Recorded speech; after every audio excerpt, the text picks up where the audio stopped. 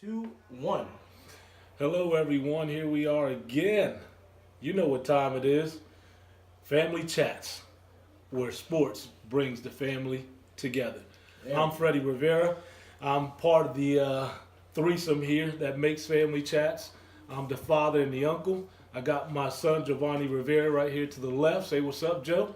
What's up, YouTube? What's up, SoundCloud? What's up, Facebook Live? We're going all three ways today. And I got my nephew, Angel Garcet, over there. What's up, Angel? What's up, everybody? It's going to be exciting. We got a lot of news for you guys today, so let's get ready to talk.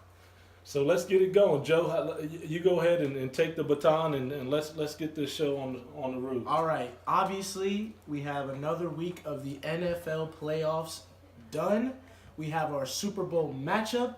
We have the Eagles versus the Patriots going into Super Bowl 30 something. Yeah. It's going to be a great Super Bowl, I believe. Well, I think I think it's going to be interesting. I think it'd be more interesting with the Patriots and the Eagles. You got a better storyline than if you had the Vikings and the Jags. Obviously, you either love or hate Tom Brady and the Patriots. So And that's either- going to bring people to watch, and then And you either hate or love the Eagles. it's same the thing. same thing. But the Eagles fans have long deserved another shot at the Super Bowl. They're one of the few teams that don't have a Super Bowl victory. And I have a lot of friends, some that are on right now, that are just hoping that this is their first year to capture the Lombardi Trophy. And I'm excited for their excitement. But as a Cowboys fan, I must say, I'm not excited to see them in the Super Bowl. Neither am I excited to see Tom Brady again. I mean, you're just stuck in the middle as a Cowboys fan because you're like, I hate the Eagles and we've hated them for a long time, but everybody hates the Patriots and they hate Tom Brady and they hate that legacy that they're leaving there in Boston, and it's crazy to like a Super Bowl that I can't root for a team. I'm just gonna watch it. I can't root for anybody. This is just going to be a more exciting Super Bowl instead of, like we said, the Jaguars and the Vikings. I think if that was a Super Bowl, I don't think many people would be watching that unless you were a Jaguars or a Vikings fan. Now that we actually have somebody who's experienced like Tom Brady, that he's going back to his 8th Super Bowl The appearance, the greatest of all time. Yes, we say that right now, the greatest of all time. We may have some disagreements here in a little bit, but yes, he is going back to his 8th Super Bowl, and this is the 3rd Super Bowl appearance for the Eagles, so it should be exciting. Their first one since 2004, and they got a chip on their shoulder. They're the underdogs. Everybody thinks they're the underdogs, even though they had the best record in the league. I mean, let's get right into it. We'll start with the 3 o'clock game today, the Patriots and Jaguars. Obviously, the Jaguars played a really, really good game. People thought they wouldn't. They led for just about the whole game. Patriots got up to a quick 3-0 lead, but after that, it was the Jaguars basically until the fourth quarter. You just saw basically Tom Brady. You saw the experience. You saw who's been there before. Obviously, Blake Bortles not ever playing in the playoffs before this year, and I mean they had a great run. Let me tell you, you're absolutely right. Tom Brady's experience, the coaching staff experience, their adjustments at half defensively, I must say, did a tremendous job on the Jags. But I give a lot of credit to the Jags because nobody gave them a shot to come up to go to New England and even make that game close. But the Jags, as they did last week with Pittsburgh, and as the game went along, we were all believing that maybe they can do this.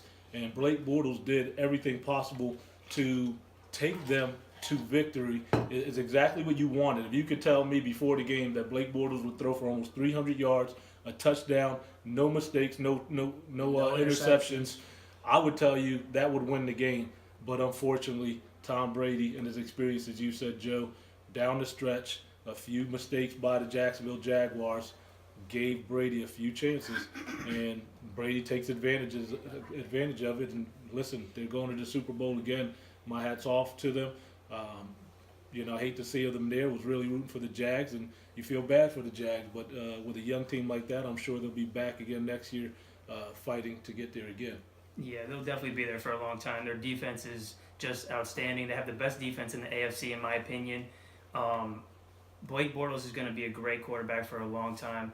He played a great game today, Fantastic. and so did Fournette. And Fournette is going to be an absolute beast in the NFL. The way his running game is just so strong. And we saw it in today's game. He was just running the ball like crazy. The Patriots defense knew that they were going to be running the ball, and they were still having a hard time keeping up with him.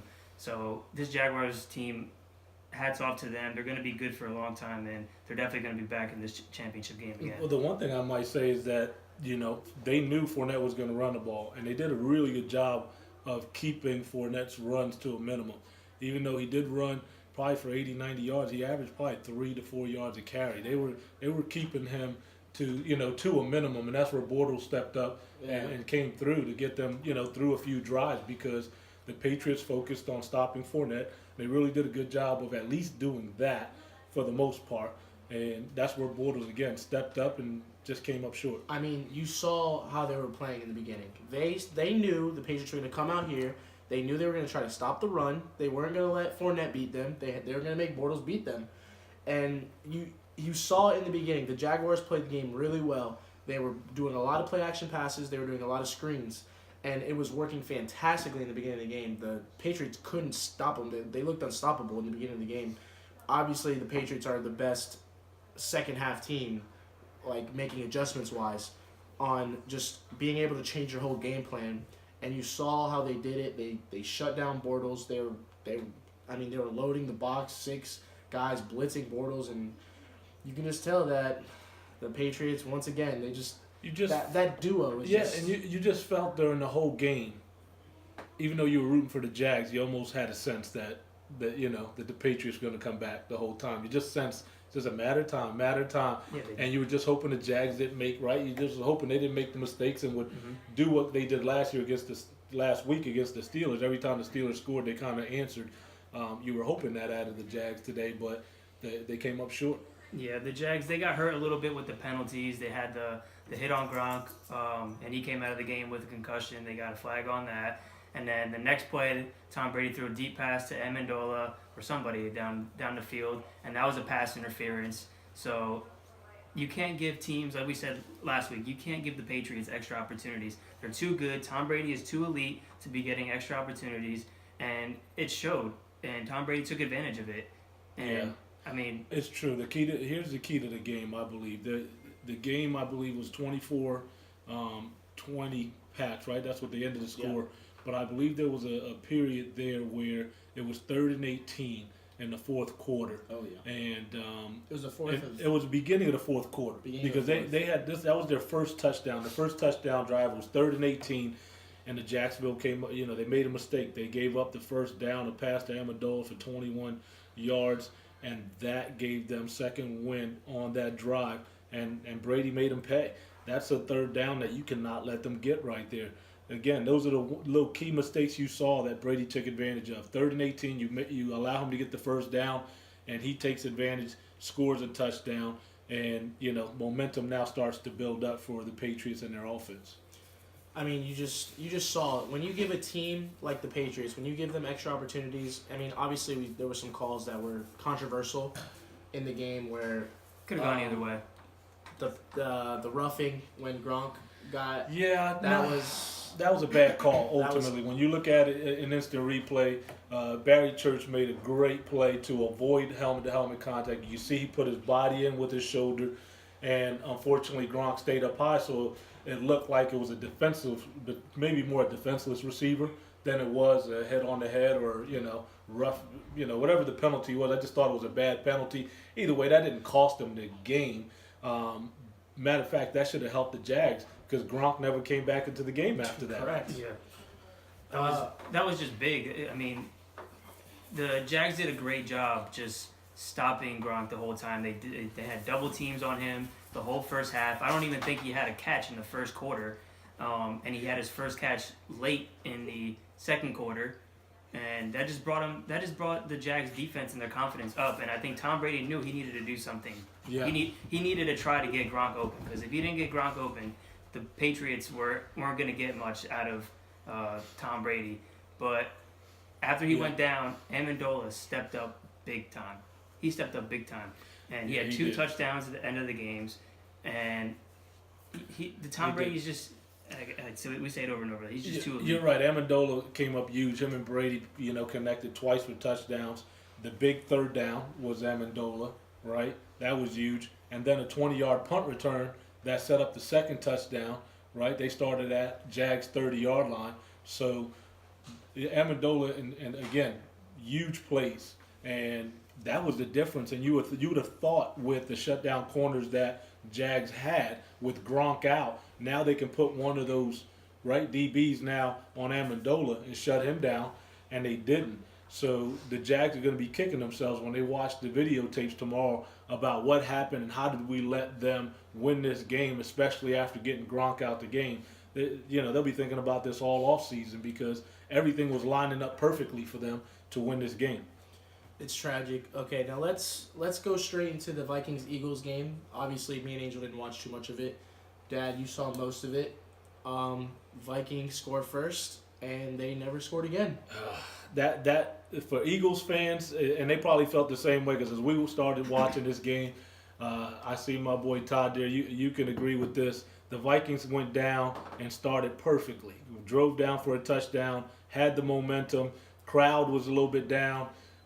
Eagles get the ball, 3 and out, right? Vikings get the ball back. They're driving, and the biggest play of the game happens in the beginning of the game and really turned the momentum more drastically than I thought it would at the time it happened. Because I thought, I thought it was early in the game. I thought, oh, Minnesota can come back from this. They were never the same after that. It's crazy. The interception, 50 yards. The crowd went crazy. The stadium, I've never seen Philadelphia go that crazy in the stadium. Maybe because they haven't been in a lot of big games before. But eventually, that stadium went crazy. That stadium became the 12th man, and everything changed. You saw the offense of the Eagles, who were tight in the first drive. All of a sudden, they were excited on the sidelines. They loosened up, and you can see it on the play on the field. After that, again, they got the ball back. They scored a touchdown, made it 14-7. The Vikings on the third drive going to tie it because it was 2 defensive plays that made it. They were about to score. They were in the red zone. And again, the Eagles come up with a huge turnover, fumble, recovery. Again, good night, Vikings. Go home. This game then after that was all Eagles. When this playoffs, the last 4 teams, they were the 4 out of the 5 best defenses in the league. Mm-hmm. You just seen some teams just explode, like their defense just erupted. The Vikings defense, what happened to them? You're gonna let a backup quarterback go and throw 300 yards on you, 352 yards and 3 TDs. 3 touchdowns. It's like, let's just give it to Nick Foles. He's filling Carson Wentz's shoes very well, and the Eagles just have such a chip on their shoulder because they have the best record in the league, and they're the underdogs. So to them, they're saying, how are we the underdogs if we have the best record in the league? And now we're in the NFC Championship game, and we're still the underdogs. At home. And first off, Minnesota should have never even been in this game. It should have been the Saints. Like we talked about last week, Marcus Williams, huge rookie mistake. You can't make that mistake. Doesn't matter if you're a rookie or not. You can't be making that mistake. So it should have been really the Saints against the Eagles. But and we were just talking about it before, right? How the Vikings come up with a dramatic victory, and how in the past teams that have come up with these big victories like that out of nowhere eventually don't win after that for some reason. They have this huge high, and then they just don't play well the game after something dramatic like that happens. And again, it happened to the Vikings. I thought they came out to play. They came out and drove the first. You can ask for a better start if you're a Vikings fan, but the turnovers really killed them. It was just, I said it last week. I said if the Eagles are going to win, Nick Foles is going to have to step up. And obviously, he stepped up big time. You saw it in multiple quarterbacks. I said it with Bortles too. If the Jaguars have to win, Bortles has to step up. They didn't win, but Bortles stepped up. You see the backup quarterback step up, Foles. It's crazy. And the one that we've had a little bit of confidence in, Keenum.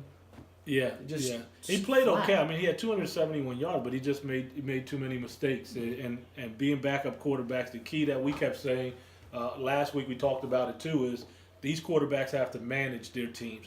They can't make mistakes. and they can't give the other team And they have points. Yeah, and they have to do more than just getting field goal Right, range. right. They had to get in the end zone, right?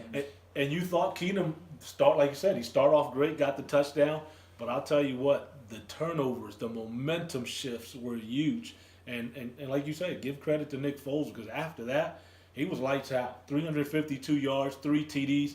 We talked about it, was it 2 weeks ago, when we talked about the backup quarterbacks, and I said, remember Hostetler taking the Giants after Phil Simms got hurt. Hostetler came in as a backup and carried the Giants all the way through the Super Bowl. And I said, I've seen it before. It could happen with Nick Foles, because Nick Foles isn't just a backup that never played before. He's been playing for a while. He's been a starter. So he knows what he's doing. And now with the momentum that's on his side after these few victories, he's going to the Super Bowl with some confidence. You look at Foles, and it's just crazy because before this season, he only had one pass of over 20 yards. And today alone, he had like 4 or 5. So, I mean, I don't know what happened with the Vikings defense. Their secondary just crumbled, and I mean, a very boring game today with the Vikings. Yes, unless you're an Eagles fans, like some of my friends that are tuned in right now, after the first half, it really got boring watching the Eagles. But in Philadelphia, they were going crazy. And well deserved for them. I mean, they're some hard luck fans. They've gone through some tough years, and every year they're one of those fans that just are waiting for the shoe to drop every year. No matter how good the year is going, they just feel like something bad's gonna happen. You have Wentz get hurt, and they go, "Here we go again." Oh my God! And here we go, man. Nick Foles and underdogs are carrying them through, and they'll be underdogs throughout the whole entire playoffs. Philadelphia will be moving to Minnesota for the next 2 weeks. Minnesota will be full of Philly fans, because that town and that city are so excited to be in the Super Bowl. And listen, I'm not looking forward to the Super Bowl. Like Giovanni said, it's sad because, like we said, the Eagles have the best record in the league, and they're still going to be the underdogs. Sorry for all the Eagles fans. They're playing the Patriots, all right? They're going up against the Super Bowl champions from last year. They're going against a 5-time Super Bowl champion in Tom Brady, 2-time MVP. It's gonna be a tough game. The Patriots are going to take it light. And let's just give it to the Vikings as well. They're going to be good for a long time, just like the Jaguars. They got the top defense in the NFC, and Case Keenum is going to be their future for that team. Thielen's going to be the future for that team. And let's just give it to the Vikings. They're going to be here. They're going to be in this situation again soon. As my friend Harry, I'll give him credit. He's reminding us here on Facebook that Nick Foles in 2013 had 27 TDs and 2 interceptions that year. Yeah. And he's been there played before. He's no scrub backup quarterback. This is an elite quarterback who could go to another team and really help out another football team. He's barking on Facebook. Underdogs in Philly, they're loving this underdog role, and it's cool. It's cool to be an underdog role. Philadelphia is always in an underdog role. Look at Rocky. Rocky was always underdog. Now, I'm just glad that the Super Bowl is not going to be in Philadelphia, or we'll have some more fights before the game. You Philly fans sure don't know how. I mean, you guys are just some cop cars. Yeah, we saw some news about Philly fans and fights breaking out in the parking lot, which isn't new to Philadelphia, obviously. They don't know how to act. Yeah, just sometimes they're embarrassments, and to the good Philadelphia fans, we feel bad for you because they make you all look bad. All right, guys, I think it's time. I think we went over the game. Let's go. Any questions? Let's stop here. Let's if you guys have any questions. Anybody have any questions that you might want to ask about anything in the NFL today? Let's go quick. If anybody has any questions, let's hit it quick. Come on. We'll wait and see. I'll start off with the first question for you ahead. guys. Here we go. If the Saints beat the Vikings last week, even though they didn't, do they compete better than the Vikings did this week against the Eagles? Oh yeah. Drew Brees wouldn't crack like a Case Keenum would. I don't know. I feel like just having that veteran quarterback would definitely be able to help out better than Case Keenum. Obviously rookie or just didn't play. He just didn't play. So being a first-year quarterback, I think Drew Brees has the advantage over him. Harry's question is, does anybody have an Airbnb in Minnesota that he can use while he tries to get some tickets for the Super Bowl? Maybe Todd does. Maybe he has some Minnesota Twins fans out there that can find him some space. But either way, get there because it might be your first and your last Super Bowl. I'm sure you're not saying last because you don't have Wentz here. This is going to be a tough Philadelphia team for years to come. Read Aaron's question. We believe that. And Drew Brees would have played better, I believe, as well.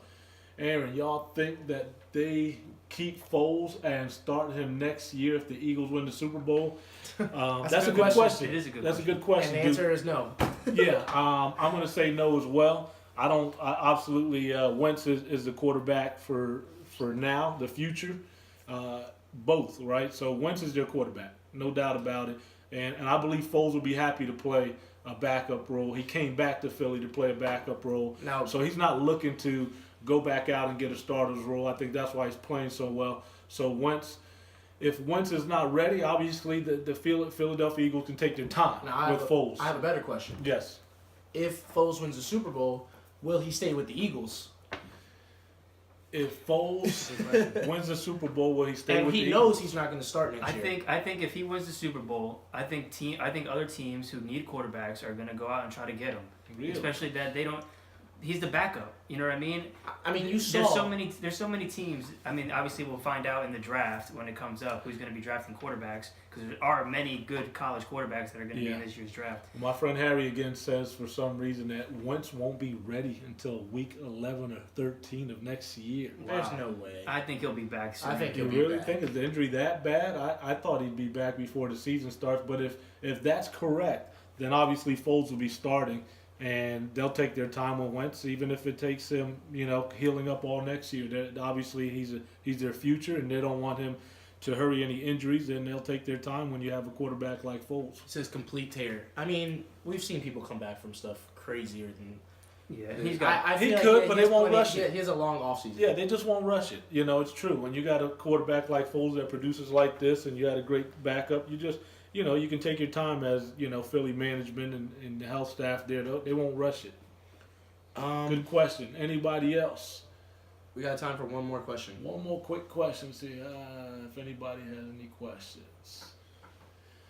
I don't see any questions. I think it's time for this week's first hot takes. All right, guys, who's winning the Super Bowl? That's the hot takes question of the week. Who's winning the Super Bowl? You guys comment who you guys are gonna think wins the Super Bowl, and why. Here we go. I'll start this. Hot take question. Here we go. My prediction of who is winning the Super Bowl Drum roll, please. is the Patriots. I am sorry, Eagles fans. I am so sorry, Eagles fans, but Tom Brady is just too good. He is the best of all time. The GOAT. He is the greatest. Tom Brady is winning another Super Bowl. It's going to be his 6th. This is his 8th Super Bowl appearance. His 8th Super Bowl. Oh, that's 9. That's 8 Super Bowl appearance. He is going to win the Super Bowl for the 6th time, and he's going to go down as the greatest. I'm sorry, Eagles fans. Like I picked you this week to win.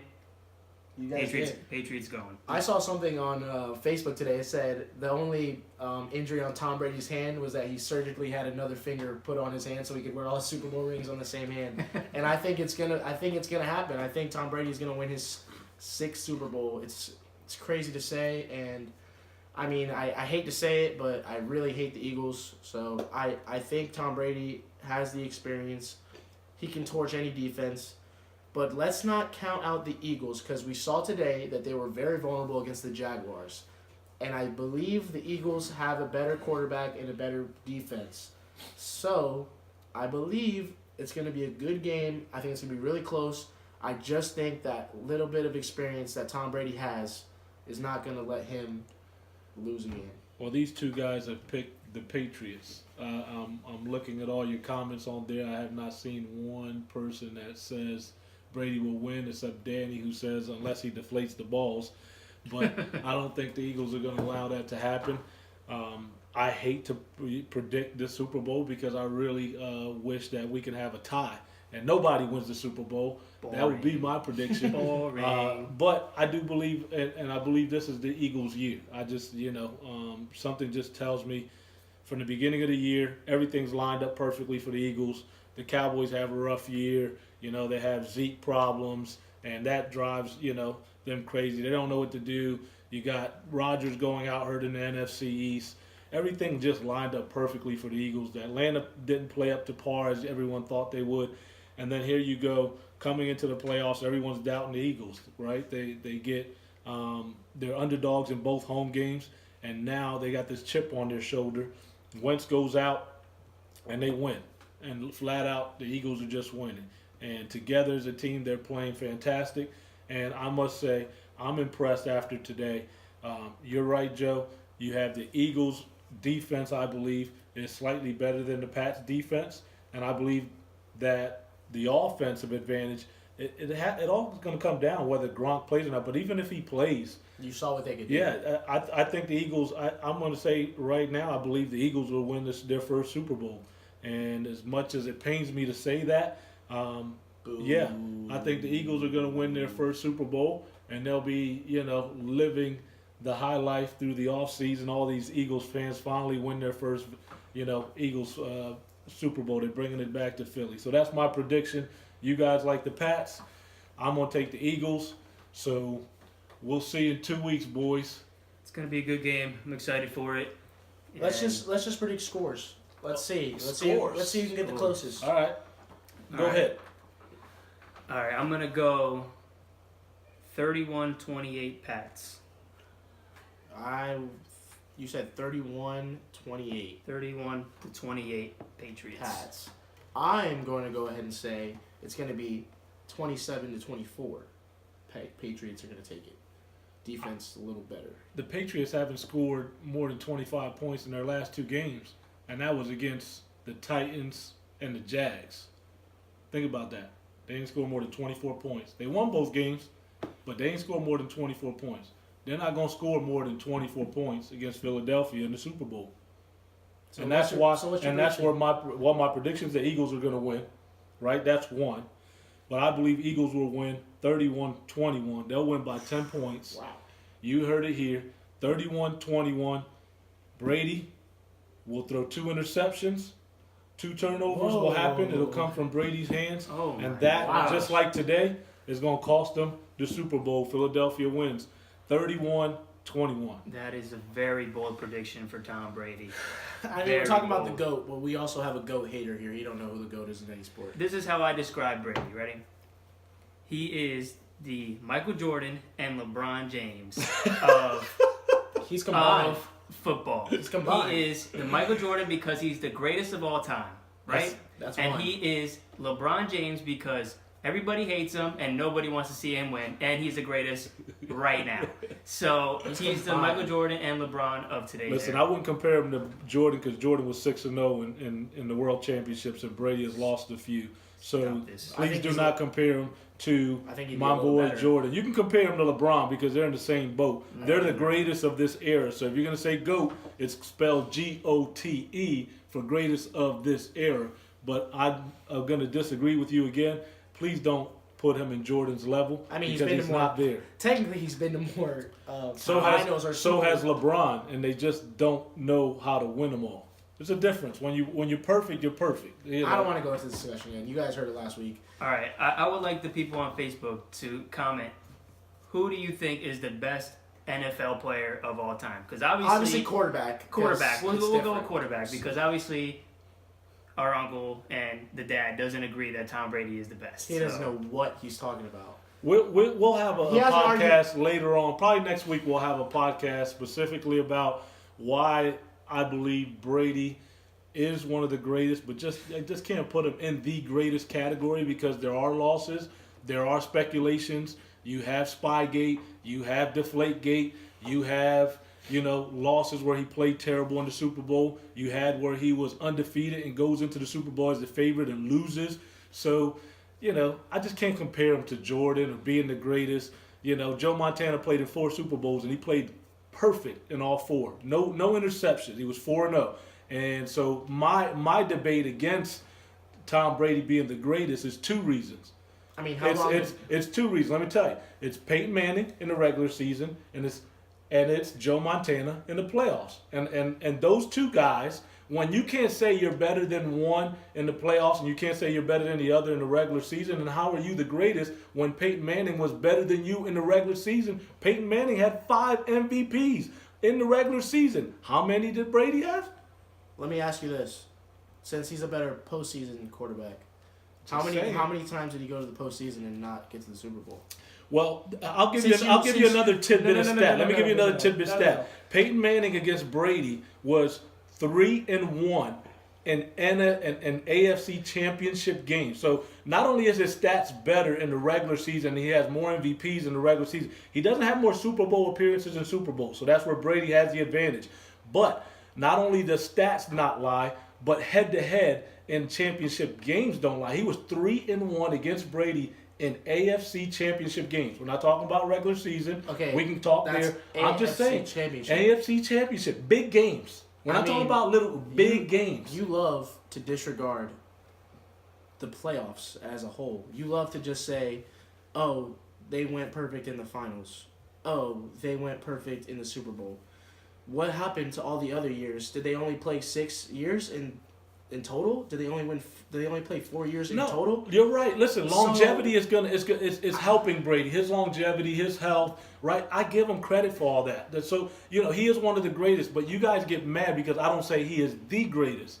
It's not an embarrassment to say he's one of the best of all time. I think it's kind of you guys obvious take that he's the offense to greatest, that. though. But as my boy Harry says here too, where Montana played in a more defensive era against tougher defenses than this era, because this era is an offensive game. He won 4 Super Bowls. You're right, and he won 4 not only won 4 Super Bowls, he dominated.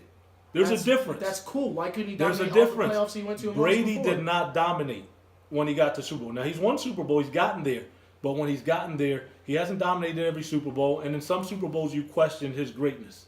Not at all. That's how he didn't throw for 200 yards in one game. So are we going to question his greatness from coming back from a 25-point deficit against the Falcons and winning? That is his greatest victory was last year's victory. So you have the argument. So this is why this is a good argument, just like LeBron and Jordan, is because you got great points from both sides. And you can say he's the greatest. You can also say, no, I disagree, because there's points I can give you to disprove that. But you have great points that favor Brady as well. Now listen, 8 Super Bowls, if he goes and wins his 6th, it's going to be hard for anybody to say that he's not the greatest, right? It's even going to be hard for me to say he's not the greatest. And I'll fight it and put points to it and try to defend it, but it will be hard because that's pretty impressive. I'm impressed with obviously the Patriots have done with that coaching staff and Brady, and it's something that's going to be hard to top ever. I'm just saying they play more than just in the Super Bowl, and they play more than just the finals. You got to look at the big picture when it comes down to all this stuff. Can't just look at the 4 years he went to the Super Bowl and he won and he dominated those games. Well, Brady has been to the playoffs and he's gotten to the Super Bowl more and he's won Super Bowl more. Mm-hmm. I mean, I think you just got to look at it that way, and you can't just disregard the rest of the playoffs. But on that point.